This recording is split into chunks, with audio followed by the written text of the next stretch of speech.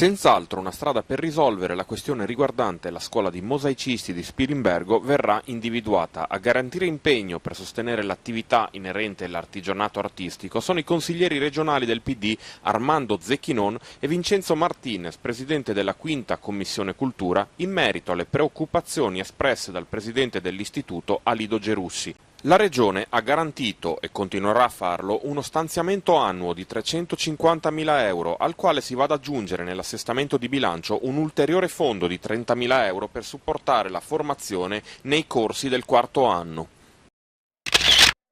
22 consiglieri regionali hanno sottoscritto e depositato alla segreteria del Consiglio una proposta di voto alle Camere con la richiesta di un provvedimento normativo statale per sbloccare il cortocircuito normativo che si è creato in merito alle assunzioni obbligatorie delle persone con disabilità per risolvere anche il problema che si è verificato tempo fa all'Area Science Park di Trieste.